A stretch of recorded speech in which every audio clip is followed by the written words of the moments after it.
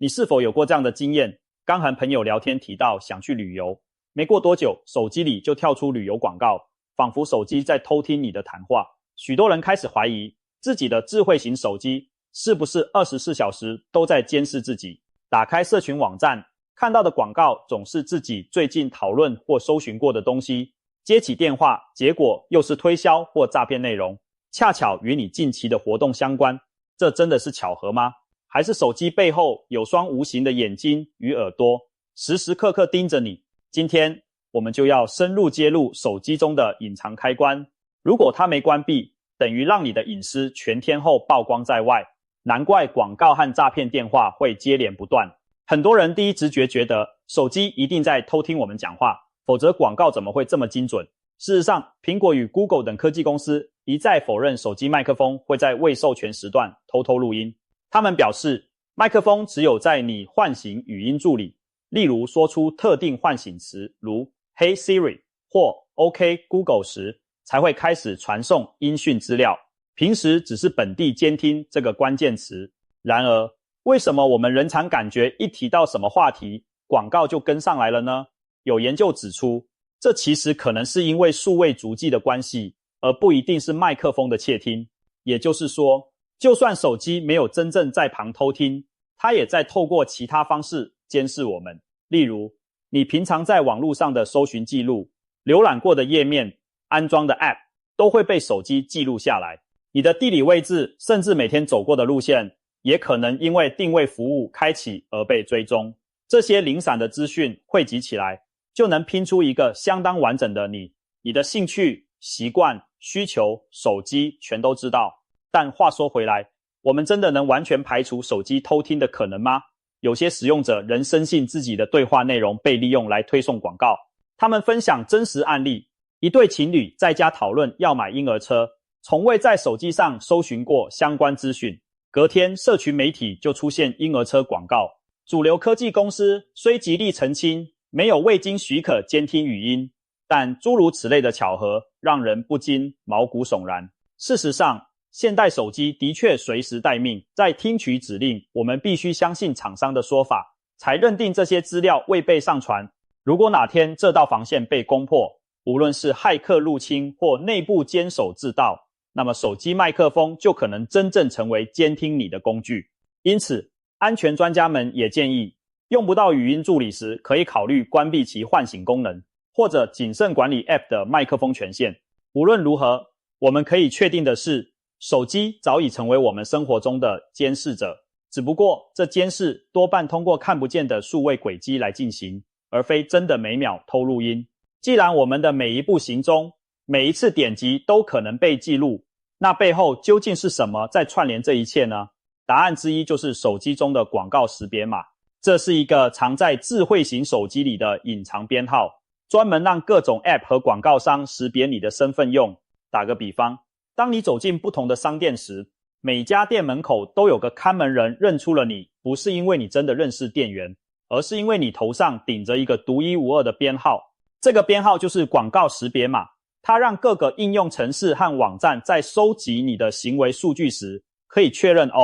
这都是同一个用户。无论你今天刷社群媒体，明天逛购物网站，后天玩游戏，广告识别码都像一条看不见的线，把你在不同地方的活动串联在一起。听起来有点抽象，让我们更贴近生活地解释。每只智慧型手机一旦连上网路并安装各种应用程式，就开始在网络世界中留下无数足迹。而广告识别码就像足迹旁的一个姓名标签，让那些追踪者知道这些足迹出自同一人。事实上，有研究发现，热门的免费 App 中内建的追踪器平均有数个到十几个。也就是说，当你在使用一款免费应用时，很可能同时有10来家公司在背后收集你的各种资讯。这些第三方追踪模组通常来自知名广告或数据分析平台，常见的例如 Google Analytics、Facebook Analytics、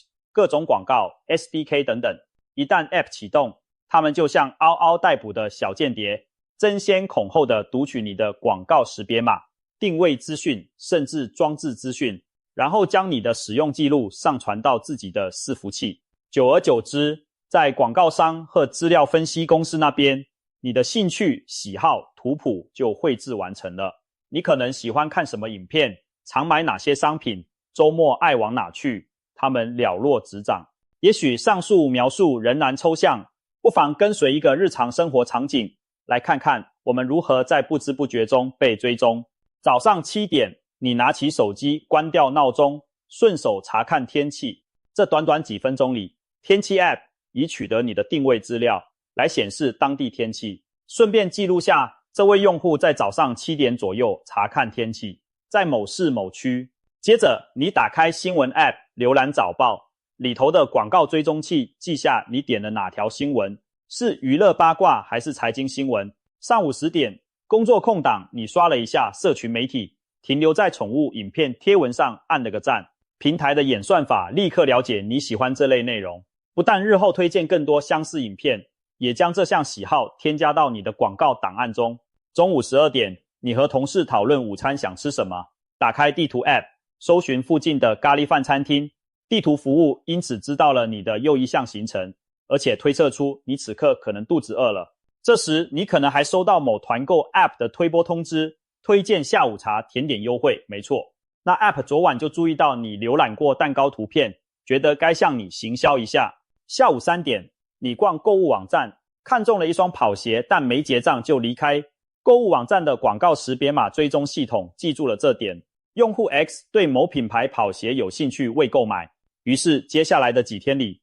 你到哪都能看到那双跑鞋的广告横幅，在别的 App， 在网页的侧栏不断提醒你，还没买呢，现在下单享折扣。晚上8点，下班后，你打开健身 App 记录，跑步 App 收集了你的运动时长和路线。一方面，这些健康数据被存到你的个人云端账户，另一方面，健身 App 里的一些分析代码可能会将今晚某用户跑了5公里传回他们母公司，用于群体健康趋势研究，当然也可能未经你充分同意。夜里10点，你在电商平台下单买了日用品，留下了联络电话和地址，这些资讯被妥善加密，保存在电商的资料库，但若不幸日后该资料库遭骇客攻击或内部人员泄露，你提供的电话地址就可能流向黑市。一天结束了，你上床前刷刷短影音 App 放松一下，别忘了短影音 App 同样对你的观看偏好窥探已久，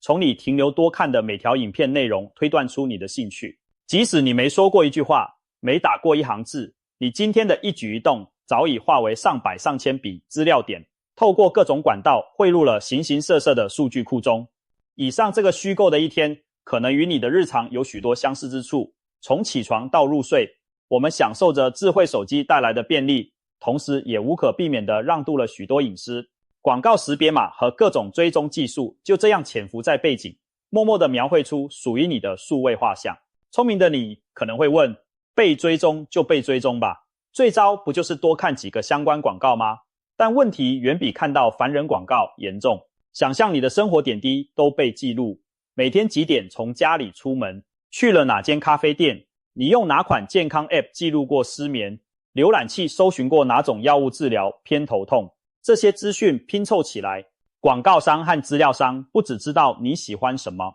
甚至能推测出你的财务状况、健康问题、家庭角色等等。隐私泄露不是危言耸听，而是在数位时代真真实实发生的事。如果手机里这个追踪开关一直开着，相当于你的一举一动都曝光在无数双眼睛下。事实上，这样庞大的个人数据被收集，危害的不只是个人层面。几年前震惊世界的剑桥分析 Cambridge Analytica 事件就显示，大数据可被用来操纵舆论与选举，背后依赖的正是社群媒体上对用户行为的精细追踪和分析。当我们的隐私被全面泄露，不法分子可以有更多素材进行社会工程攻击。 Social Engineering 从钓鱼邮件到深度伪造， Deepfake 无所不用其极，从个人被诈骗钱财到整个社会被带风向，隐私外泄埋下的隐患难以估量。回到个人生活层次，我们常常低估了细节泄露所造成的伤害。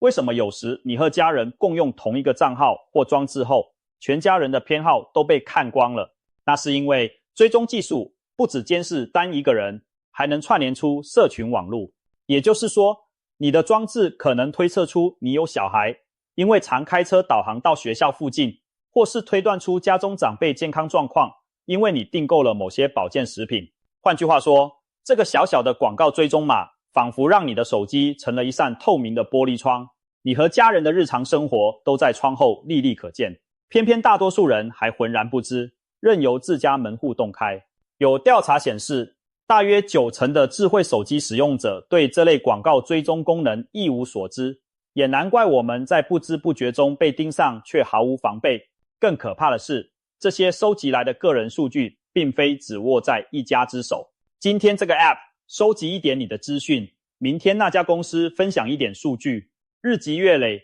你的个资可能辗转流传到难以想象的地方。你是否曾接过完全不相关公司的推销电话，对方却知道你的姓名或偏好？这背后很可能就是隐私被倒卖的结果。在网络黑市上，成套的个人资料价格低廉却大有市场，甚至有资讯安全研究员发现，某些知名公司即使用户明确选择退出资料分享，仍在暗中收集其使用数据。可见，监视早已渗透到我们与科技互动的角角落落。手机不关闭隐私开关，等于源源不绝提供你的数位情报，让你自己成了商品。一旦这些被贩售的数据外泄，不止广告商盯上你，网络犯罪者也可能利用它们来设计精心的诈骗陷阱。明白了上述原理，我们再回头看，每天困扰着许多人的两件事：广告轰炸和诈骗电话不断。首先是广告，既然广告识别码让广告商对你的兴趣喜好了如指掌，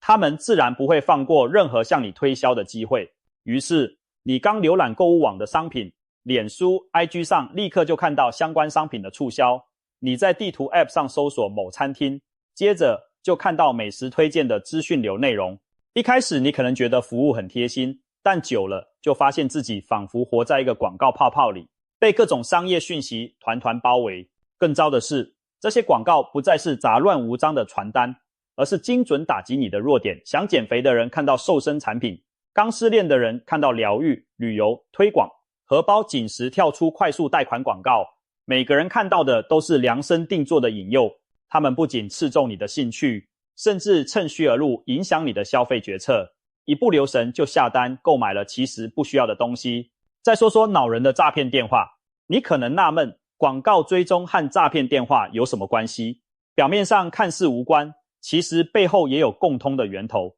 个资外泄和精准锁定。想象一下，当广告识别码收集了足够多资讯，资料公司就能绘制出一份你的消费与活动记录。假如其中包括你的电话号码，例如你曾在某应用程式注册账号，或参加线上活动留下联络方式，那这份记录就不单单是匿名数据，而是能对应到真实的你。某些不销业者会将这类个资打包贩售给行销公司或诈骗集团，于是你的电话号码落入了他们手里，更附带着你的兴趣和状态。结果就是你接到了诈骗电话，套路往往针对你的情况精心设计。曾有一名正在求职的李先生，在求职网站上投递履历并留下电话后，隔天就接到自称某公司人士的来电，邀请他参加线上面试。对方在电话中准确提及了他投递的职位名称和专长，让他深信不疑。但随后话锋一转，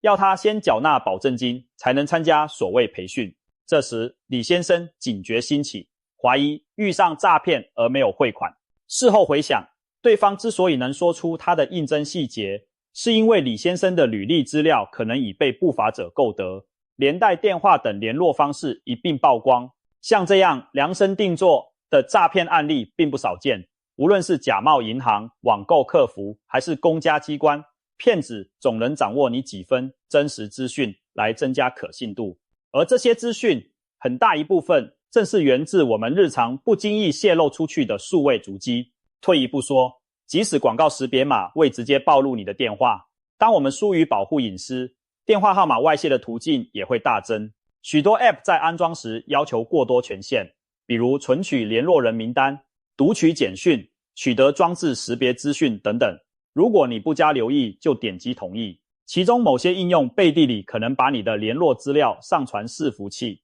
曾有新闻爆出，有不肖开发商利用免费 App 大量收集用户联络人电话，再转手卖给诈骗集团。这就是为什么有时你接到的骚扰电话能精准喊出你的名字，因为资料早已曝光。总之，当手机的隐私开关没有关，从线上行为到线下联络资讯，都可能一条龙地被套出，一通接一通的广告推销。诈骗来电其实正是我们漠视数位隐私所付出的代价。听到这里，你或许已经心惊胆跳，迫不及待想问，那我该怎么做才能摆脱全天候的数位监视？好消息是，我们并非全然无力自保，智慧型手机其实都有提供某些隐私保护选项，只是不少人不知道去哪儿调整。接下来，我们就手把手来看看如何关闭手机里这个广告追踪开关，减少被监视的风险。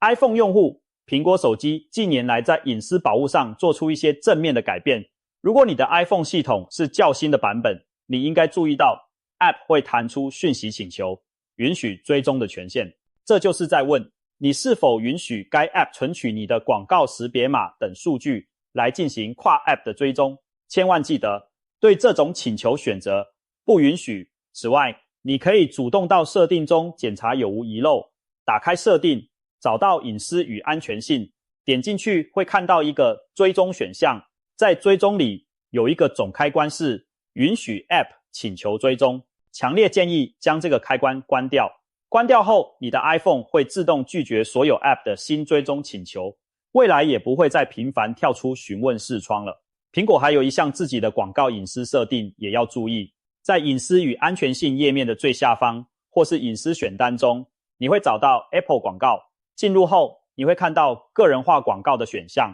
把个人化广告关闭，代表你不想让 Apple 基于你的使用习惯来推送针对性的广告。关闭后， Apple 自家的 App Store 或新闻 App 中，你看到的可能是比较随机的广告，但至少不再那么精准的对准你过去关注的东西。顺带一提，在同一页面，你或许也能找到重置广告识别码功能，在较旧的 iOS 版本上叫还原广告识别码，点击重置会让你的装置获得一个新的随机识别码。苹果现行政策下，第三方 App 已经无法轻易取得这个码，因为你关闭了允许追踪，但定期重置仍是一种良好习惯。如果你的系统更旧找不到上述设定，那至少也有一个限制广告追踪或限制广告跟踪的选项，一样把它打开。名称看起来像打开，但意思是启用限制功能。Android 用户相比苹果，许多 Android 用户对隐私设定更不熟悉，因为不同品牌界面不太一样。不过大部分的 Android 手机都会有一个关于 Google 账号或服务的设定页面。我们以常见的版本为例，打开设定 App， 往下找 Google 或 Google 设定，这一栏点进去后，应该能看到广告或 Ads 的选项。在广告设定页有一个关闭个人化广告或退出广告个人化的开关，字眼可能因系统语言不同略有差异，请将这个开关启用来终止广告个人化服务。当你启用这个选项后， Google 会知道你选择不让广告商基于你的广告识别码来建立个人化档案。简单说，你还是会看到广告，但理论上广告商无法再精准针对你的偏好投放。同一个页面上，你也会发现一个重设广告 ID 或重置广告识别码的按钮，建议定期点击它，这会让你的装置换一组新的识别码。旧的识别码即便留在某些资料库里，也变成对应不到你后续行为的估号。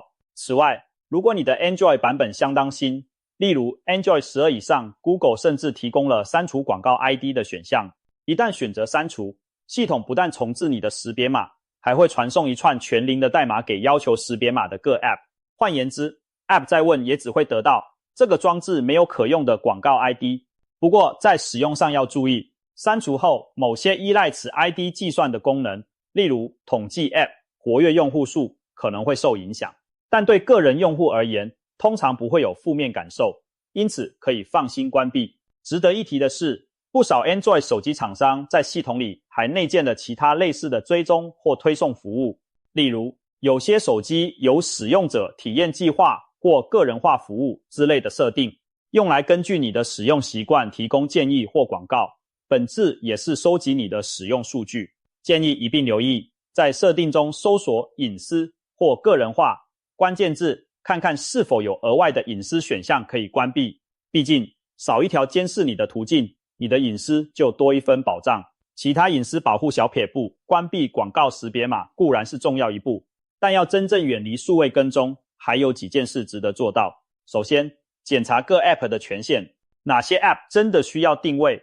麦克风、相簿存取，一个手电筒应用却要求读取你的通讯录，这就很可疑。建议定期到手机的应用程式权限页面，撤销掉那些不合理的权限授予，尤其是定位和麦克风，尽量只给真正需要的 App 使用，而且在不需要时关闭或设置为仅在使用期间允许。这能防止有心人士透过你授权的麦克风偷录音，或利用你的定位资料绘制你每天的行踪路线。第三，对恼人的推销来电和诈骗简讯，不妨善用电信商或手机内建的拦截功能。许多智慧型手机提供辨识可疑来电的服务，或允许你将陌生号码自动静音。你也可以向电信管理机关登记加入拒绝行销名单。虽然诈骗电话往往无视这类规范，但至少能减少合法推销电话的干扰，养成不随意接听不明来电的习惯。